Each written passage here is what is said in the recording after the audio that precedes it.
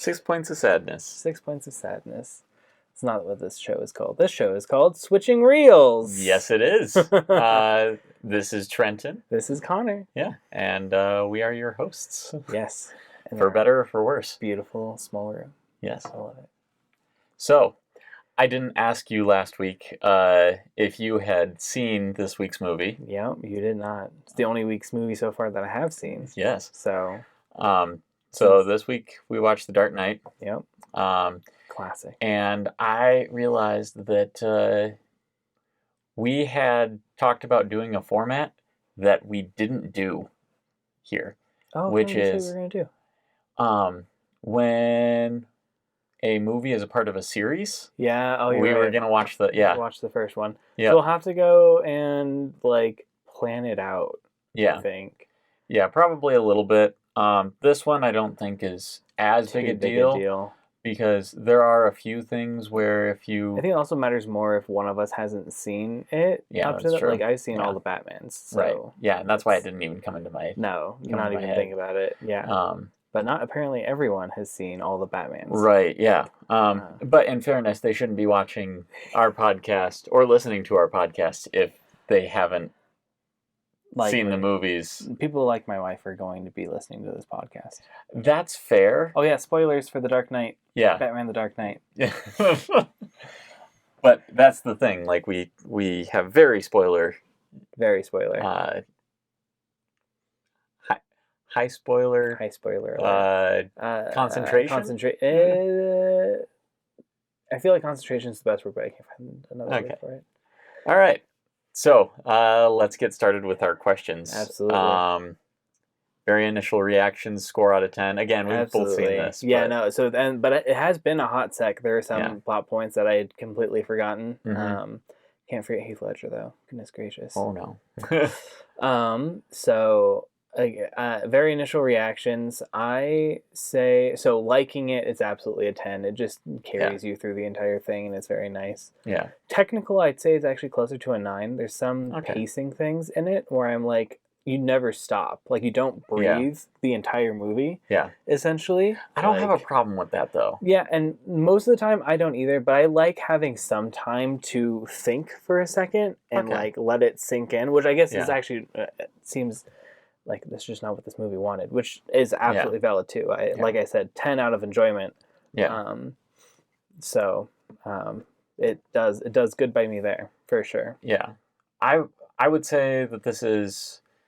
From me, it's a 10 for enjoyment. Again, we're doing back-to-back episodes where these are in my top 3. Exactly. So always a 10. Yeah. We'll start hitting. I think it actually might have been my first 10 enjoyment. Yeah, I think so. Yeah, because I think last week Godfather 9.5 was still. Yeah. It was a 9 or something like that. Yeah. But yeah, I also think it's a technical 10. Despite thinking that there are some technical issues, and little things where, because I've probably seen this movie more than any other movie we're going to watch. So cool. I've watched this movie a lot, and part of it was, it came out when I was at the beginning of high school. Yeah. And so I was just in the right age range where this is the perfect movie. I would say this is probably the most intense movie that I was allowed to watch at the beginning of high school. You say that, but you've also made multiple different comments on how you've watched Yes, I watched those in later high school. Oh, got you. So yeah, my the restrictions on my watching faded pretty quick, relatively quickly. Nice. Yeah. It was over the course of basically freshman to junior year. By the end of junior year, I could watch whatever I wanted. Yeah, totally. Again, for better or worse. But yeah, so I think there are some things where if you think too hard about them, they break down a little bit. Yeah. But it's still not something where I go. At no point is it immersion breaking. Exactly. Yes. But there are just some little things like when he's in the hospital and he's wearing the mask and he takes off his mask and Harvey goes ballistic. Yes. It's like, who did you think was under that mask wearing the whole white time with makeup? The makeup. Maybe he was delusional, which could be just that entire section of this It's movie. Possible. They were definitely... Oh, I didn't see your face. I didn't know you were the Joker. It's possible. He seems very lucid if he's... He does. He seems very lucid. I don't know, though. You got half your face burned off. He's able to talk through that, so, like, I don't know. Yeah, as a kid, I loved the idea of Two-Face coming in. I loved the idea of Two-Face generally as a kid for some reason. Like, and the way that Harvey Dent was portrayed in this, I don't know the actor. You might, but... Aaron Eckhart. You're the best. The way that he portrayed Harvey Dent, both before and after, was just gorgeous. Oh, yeah. So... Last week I actually talked about last episode I talked about the Long Halloween. Yeah. And how it starts off with the wedding scene from The Godfather and everything. That, yep. It's a fantastic comic book, so I'm going to bring it up again. But Christopher Nolan and David S. Goyer, and I don't know if Jonathan Nolan was a part of writing The Dark Knight. I know he was on Batman Begins. Mm-hmm. Either way, they were writers for The Dark Knight, and they have said that The Long Halloween was what they based a lot of the characters for The Dark Knight on. Nice. Yeah, so, like, the Harvey Dent in the comic books, like, because he is just, like, normal Harvey Dent through the entire thing. Yeah. Very reminiscent... or the Aaron Eckhart performance is very reminiscent of that. That's so cool. But yeah, so just as far as technical things go, I go, yeah, it's a 10 with some caveats. Because any of those things are just things that are going to be picked up by watching over and over and over again. Yes. And then I don't think it's fair to make judgments. You've seen it like 20 times. Because everything's going to have some flaws. Yeah, absolutely. But, I think that this is about as close as you get to a perfect movie. I agree, actually. One thing I was actually paying attention to this time is... there are almost no throwaway lines in the entire thing. No, but actually, like, everything matters. Like, every single line, which is wild. Mm-hmm. Like, it's so cool. Everything is either playing into the plot or the themes. Yes, absolutely. Characters are kind of throwaway, but that's not the focus of the movie, and so I don't have a problem with it. Exactly. But yeah, as far as, like, every line directly impacts either the themes of the film or the plot. Mm-hmm. Or both. And it's just... I was utterly impressed. Yes. It's a very, very, very good movie. And I'm looking forward to talking about it more. Yeah. So the next question, and I think this one's going to be pretty quick. Nice. Does it deserve its place on the list? Yeah, I'd say so, for sure. And obviously, like, I can see why it's underneath Godfather and Shawshank. Yeah. Because from, like, a storytelling perspective, those ones are just, like... oh, yeah. Gorgeous. Yeah. And this story is absolutely fantastic as well. Mm-hmm. But it isn't, like... it wouldn't feel as good if it was just this movie by itself. It would still be fine. Like, it's actually fairly standalone. There's not very much except for, like, Bruce's relationship with, not Kate. Rachel. Yes. Yeah. Okay. With Rachel, that's not explained very well, or, like, why Mr.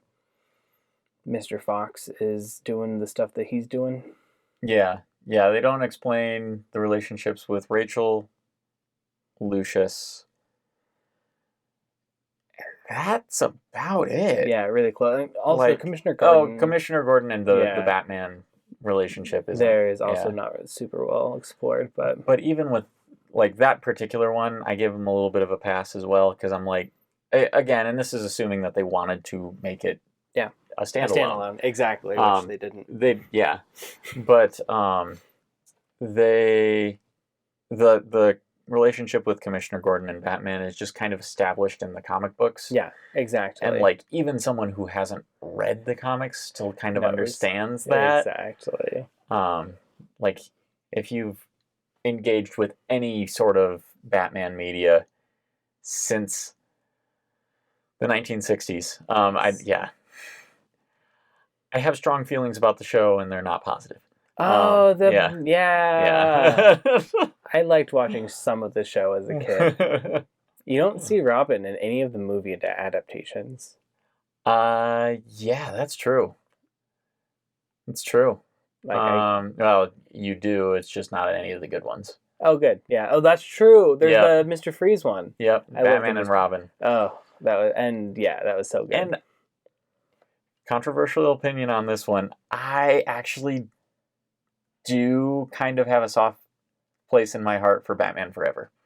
Oh, which one's that? That's the one with Jim Carrey as the Riddler and Tommy Lee Jones as Two-Face.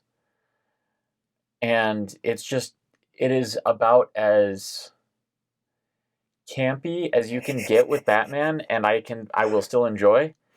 Like it doesn't take itself seriously at all, but it's not like with Batman and Robin, I'm just cringing through the entire thing. Whereas with Batman Forever, I'm like, this is stupid and fun, and I still enjoy it. Wait, was Batman and Robin the one with Mr. Freeze and Poison Ivy? Mm-hmm. Oh, dang. Yeah. I love that one. That one's super fun to me. It's I can't stand funny. it. Oh, it's so great. I can't sit through that one. Yeah. Beautiful. But yeah, so, relationships are definitely something that this movie doesn't focus on as much. And again, you're right. It doesn't need to. Yeah. Like this one is.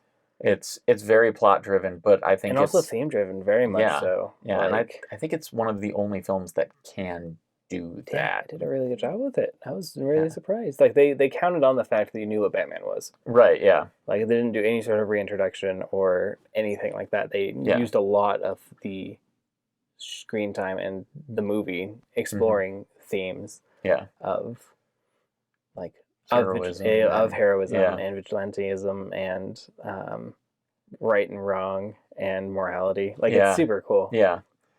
We'll talk about that in a little bit. It might actually be our next.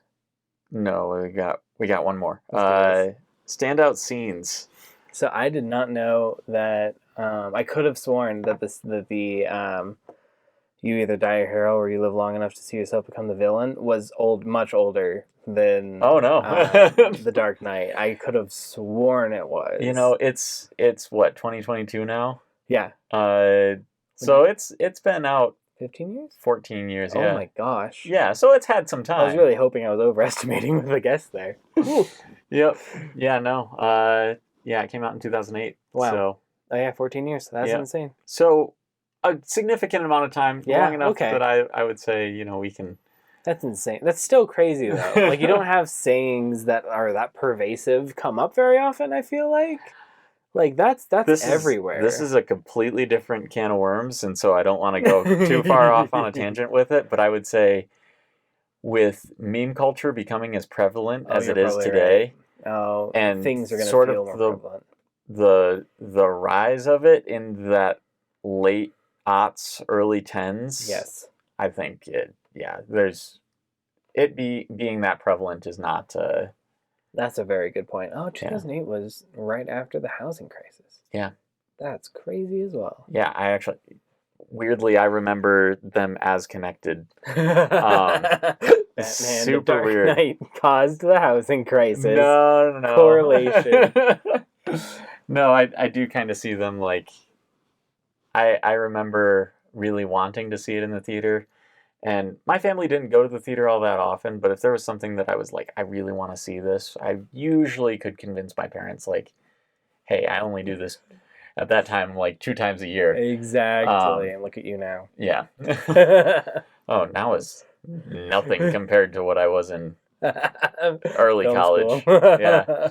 Oh, well, before film school, because I could afford movies. Yeah. Yeah. When I was living at home and working, you just go. This is before the subscription services. Yeah, it was. Yeah. I there were days when I would seriously buy 2 or 3 tickets. Yep. And I would just stay at the theater, the entire day.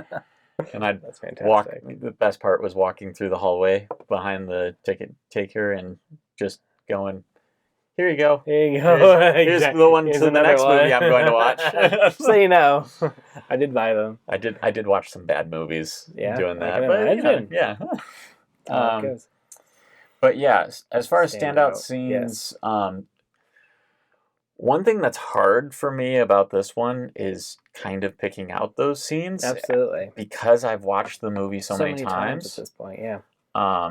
But there are some things where it makes you feel the feels.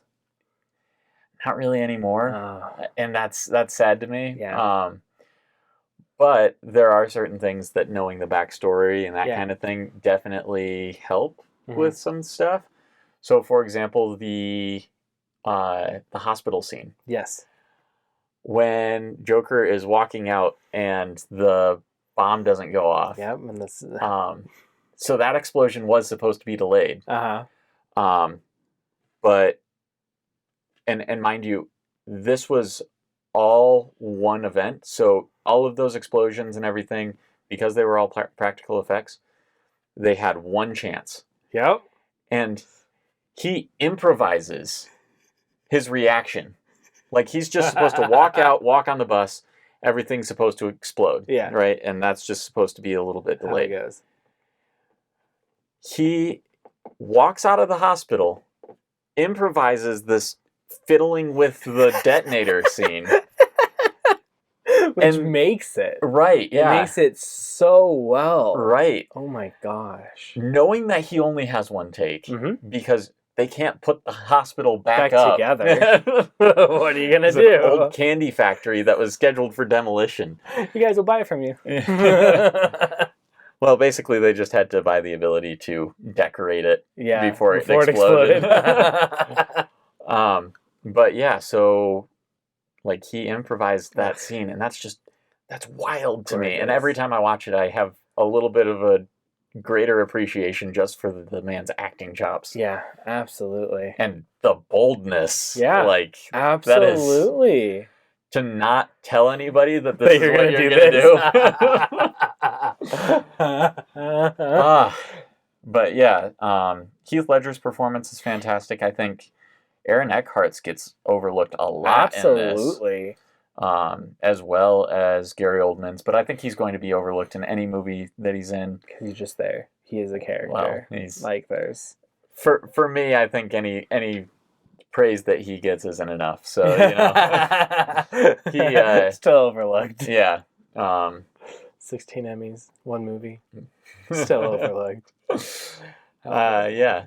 Emmys are TV. You were close. Oscars.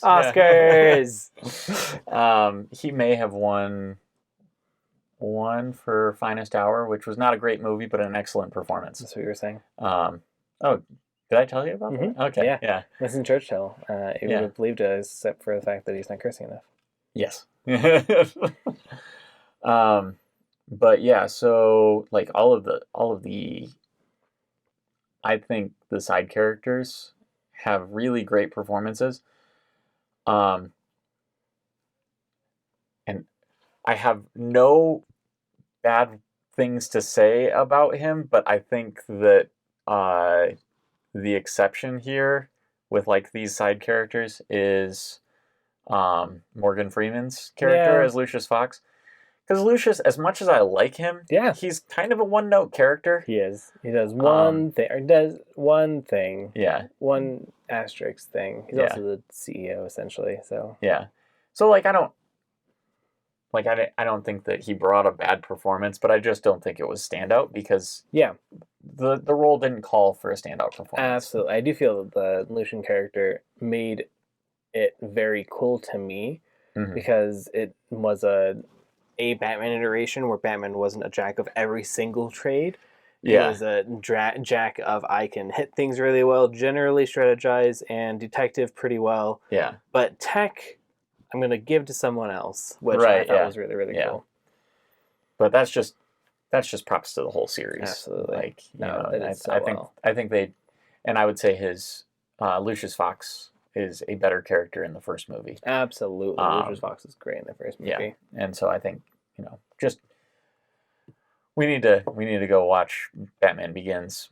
It's not going to show up for a while. It's on the list, but okay. First of all, other standout scenes. I really love the switcheroo the Joker pulls between Dent and Rachel. Yeah. It's one of my favorite things. When I remembered it was coming up, I was like, oh wow, this is heartbreaking. I saw your physical reaction when we were watching. And like I always did wonder if, like, because I feel like in the couple areas, the Joker is relatively predictable in his, as a character, not as the actor, in what he's going to be doing. I've always wondered if the boat would have actually blown up the other vessel, or if the trigger would have actually blown up the other boat, or if it would have blown up your own boat. Oh yeah, I've always wondered that because he doesn't say it ever. So if we're moving on from standout scenes, I've got some things. So one thing that I really love that they did with the character of the Joker is he falls in line with a lot of what sort of started with The Killing Joke by Alan Moore. The comic book theory that the Joker is a liar. Oh. Like just generally. That's what they are. Like, yeah. Nice. So when you have him telling the stories. Yeah, because there's two. Right, yeah. And that sort of thing, The Killing Joke brought it up specifically about that, his origin story. Is that a comic? Yes. Okay, cool. Yeah, so he says, and the famous line is, if I have to have an origin story, I would like it to be multiple choice. And so the idea that the Joker just kind of is whatever he chooses to be in the moment, I think fed into sort of some of what they did with the character. I think he's dedicated to chaos. Yes, in absolutely. This one. And so, while I think that it fits with his philosophy and what I actually think is the one thing that they stayed true to through the whole movie, for what the Joker was going for. I think the one thing that's consistent with him is his philosophy of sort of a nihilistic view of humanity and chaos. Yes.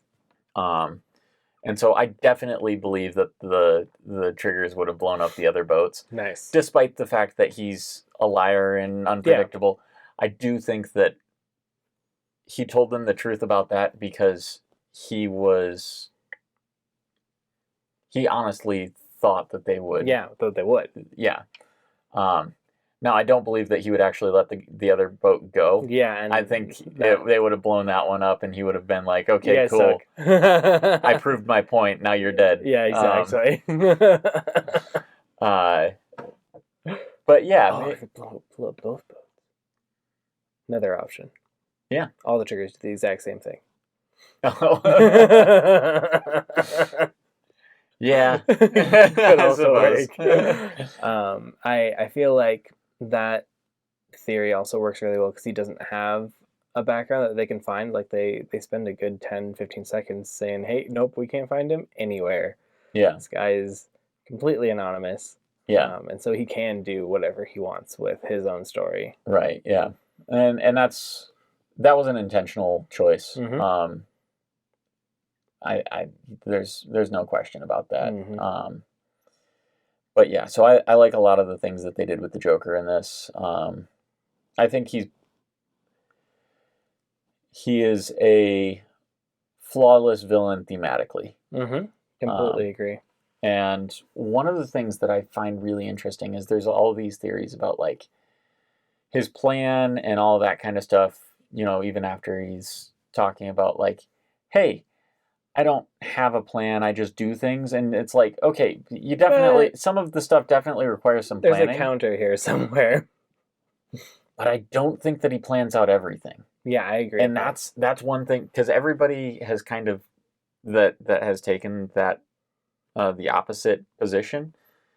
From what I've seen, has kind of said, like, he just had everything planned from start to finish. He knew what was going to happen to Harvey Dent and all that kind of stuff. It's like, yeah, but can you really predict, like, that he's going to have half of his face burned off, and that's going to, like, really help to send him into... Right, yeah. Like, that was... I think that there... And I don't want to read too much into it. Like, I don't want to read into something that just wasn't thought through. Totally. Which is completely possible, even with a movie that I would consider a masterpiece. Yes. But he didn't know about that, or he didn't know that was going to happen. No. I think he used it to his advantage. Absolutely. And once he knew. Very much. He was very, very, very good at playing off of whatever came at him. Right, yeah. I think he was... Honestly, and I think that fits with his philosophy of chaos, because... Yeah, I can work with anything. Yeah, I'll work it. And even if you look at that scene, total side tangent, and probably has no real bearing on the Let's go. actual film. I noticed this time that he tells 2 separate origin stories, and he has 2 scenes where he talks about what he believes, what his philosophy is. One with Batman, one with Harvey? Yep. Nice. He does the one in the interrogation room and the one in the hospital. Yeah, you're right. And he doesn't even really have one in that end scene. That's you're right. Yeah, it's not he's not explaining his philosophy. It's Batman telling him that he's wrong. Exactly. Yeah, so... It's funny because Batman actually has very few lines in that section. But they're all just like, this is why your philosophy's wrong. And he's like, yeah, but actually, is it? But really, if you think about it for a sec. But yeah, so I think that, you look at everything in that, and it fits. Again, as much as I love Christopher Nolan and think that he is the greatest director of our age, can't say that I know he thought out every single piece of this so that it feeds back into the themes every single time. Yes, exactly. Which I feel like is a theme. So, if either way, you could call it and point out something. So, no, that's fantastic. Yeah. Was there anything else you wanted to say for? I think we're still on standout themes. Is it still standout themes? We just went to themes. Okay, yeah, this is still themes, yeah. So, obviously, the standout ones is, what heroism is, and, the question that I would ask myself very often is, obviously Harvey Dent is put up as the hero, as, the following the law hero, and then that is better. Yeah. And Batman is shown to be the outlaw who is in violation of the law, but doing his best to follow his code and do what he can with his billions of dollars and martial arts training. Yeah. But anyway, one of them, the juxtaposition there at the end of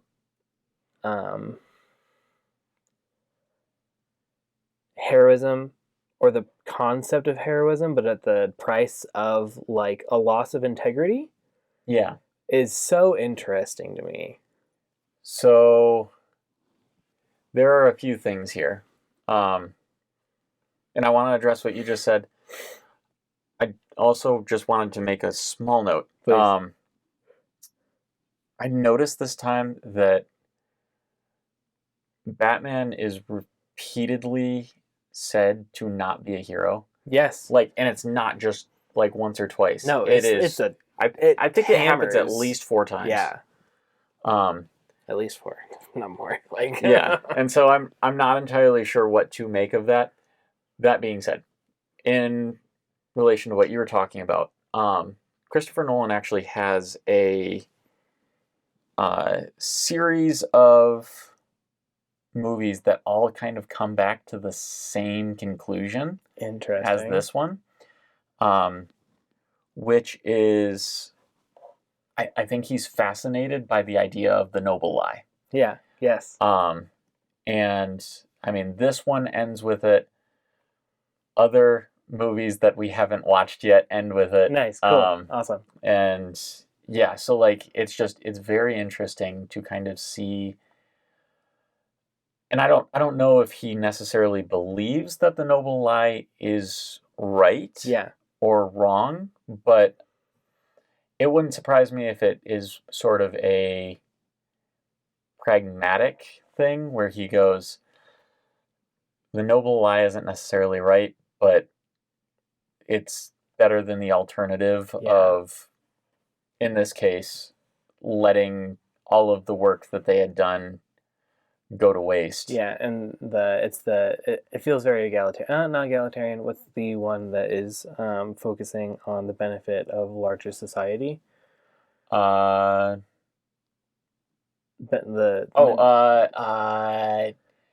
think it's an E. Hopefully we can think about it while we're talking. Utopian? But it's not utopian. Yeah. Utilitarian. Utilitarian. Yeah. There it is. Beautiful. It's very utilitarian. Yeah. In at least this case is what they make the argument for. Like you can't know either direction because they're talking about the moral structure of a city. And of course, like you've seen the moral structure of the city generally does lean more toward corruption, decrepituity, and so like I feel like it's a safe assumption to make, but you still can't know for certain, which is one of the things that like gets me. And you just keep thinking about it, like if the lie hasn't been told and you like write it off as Harvey Dent in the last 24 hours of his life went through insane traumatic events that made him a little bit crazy. Yeah. Like, which is the story of every single, not maybe every single, but very many other criminals that probably Dent put away. Yeah. Like, it's an interesting story. I mean, you can't explain it in the last 10 minutes of a movie that's already gone on for 2.5 hours. Yeah. I mean, I'm all for 3.5 hour run times. I have no problem with them. But I do recognize that there are certain industry standards that you gotta adhere to. And that's, again, a whole nother can of worms that I don't think they necessarily wanted to open. No, exactly. Like this was a very, it was a good way to end it. But it just makes such a strong statement. Yeah. Of choosing something that you believe to be utilitarian.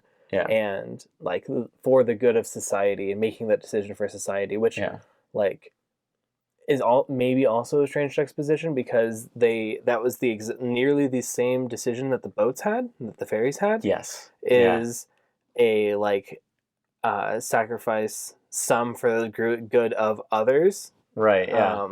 And the ones on that ship made a different choice. Like they chose to try their luck. If they all had to die, I guess that had to happen. Right. Which maybe in and of itself was also utilitarian for the culture. But like it's so strange. Like they put them so close back to back that makes you wonder. So actually, for a long time, I didn't like.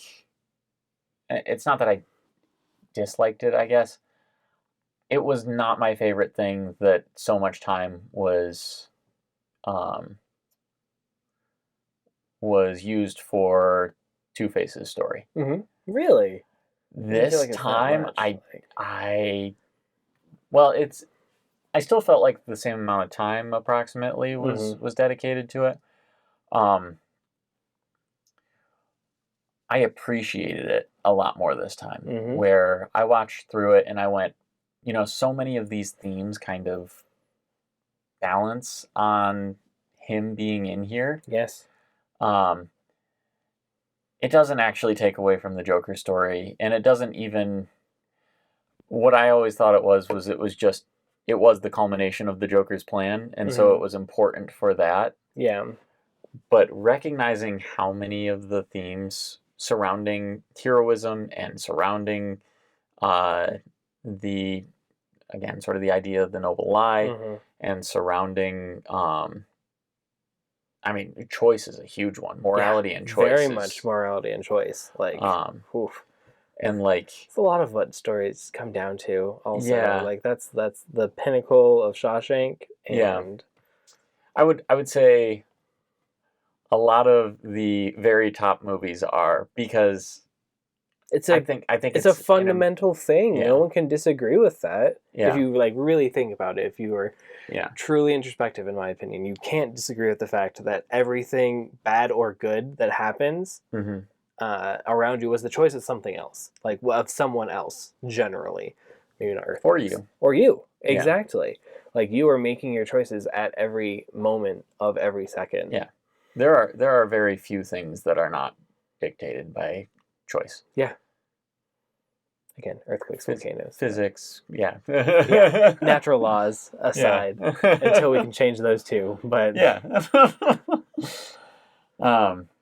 But yeah, I think like a lot of those themes wouldn't have hit home if not for the inclusion of Two-Face, and specifically his sort of descent. And actually, sorry. Please, this is great. Yeah, I'm feeling a little scattered though. The noble lie being paralleled by Alfred. Also noble lying at the same time. Like gorgeous. Like, and that was a lie through omission, but it's still a lie. Yes. Of burning that letter. For the emotional stability of Batman, who now has to go through a frig ton more. Yeah. Because everyone's following him. Right, yeah. But yeah, do we have more to drill in on the themes here? Or? Almost guaranteed, but let's go to the next one. Yeah, okay. We're doing this is easily going to be the longest episode. Okay. Well, it should be. Batman's beautiful. Yes. Well, the next few questions are a little bit quicker. Who are we recommending this to? Everyone. Everyone who's seen Batman Begins. No. Okay. We kind of covered this earlier. Like, it's not required. It's a very good idea to watch Batman Begins before you watch this one. I would agree. Yeah. But if you don't, you're not going to lose too much. Just have a couple questions that we're going to have to Google at the end. Yeah. I mean, I will say, this one it's even when there isn't a lot being shown, it is very brutal feeling. It's very brutal feeling. It's very intense. And again, like, it doesn't let you breathe the entire time. So if consistent suspense and action and anxiety are not your friends, then maybe take this one a little slow. Go for 4 bathroom breaks during the entire thing. I don't know anyone who did that. The thing I did notice about this particular question is we have been recommending it as if we didn't just have a spoiler-filled conversation about it. So the recommendations probably should be something that we continue to include. That being said, understanding that the people watching this video probably have, or listening to the podcast, probably have already seen it. Yeah, exactly. So it's a very good point. But if they haven't, and you're looking like, oh, look, it's the IMDb Top 250 as number 1. I've heard it's a good movie. What do you guys think? Well, this is number 3. I know, but chill out. All right, yeah. But yeah, so recommending it to just about everyone. Yes. I don't know a whole lot of people who are remotely interested in movies who haven't seen it. I'm trying to glare at my wife, but I can't because we're in a small room. She's seen it now. Now she's seen it, which is very nice. It's insane. Yeah. Yeah, just like, ugh. And touching on the Heath Ledger, everyone that's watched it generally knows about Heath Ledger sadly taking his life shortly after. Yeah, which that's a whole nother conversation. I do not connect this movie to that. Yeah, as a lot of people do. Really? Yeah. He was already on medications and shouldn't have been mixing them. Yeah. And it was an accident. Yeah, like exactly. it 100% was. It was not a... It wasn't a, oh, I'm gone now, bye. Yeah. It was... Yeah. Very sad. Ugh, just taking taking medications that weren't supposed to mix. Yeah, don't do that, kids. Yeah. Take your drugs as you should. Yep. Any final technical things that stood out beyond the incredible practical effects? Like, the entire thing, like that was practical effects everywhere in that were fantastic. Yeah. Like, I did notice that there weren't a ton of shots that I really loved. Like, there weren't any that I was like, oh, that's a nice shot. Yeah, exactly. There's the opening, which is just for me.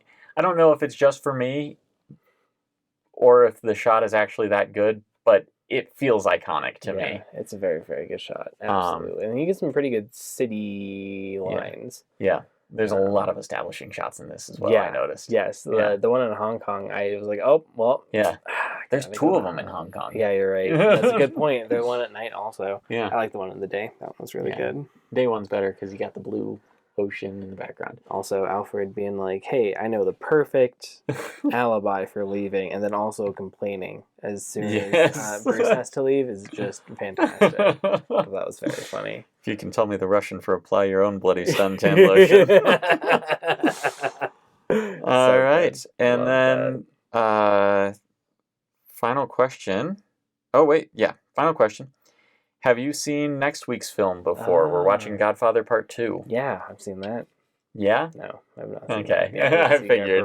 Godfather 1, so... yeah. I'm excited. On this one, I'm not going to give you a heads up about tone, but I will give you a heads up that it is very different from the first one. Interesting. Is it the same character? Nice. Hard to explain. Okay, cool.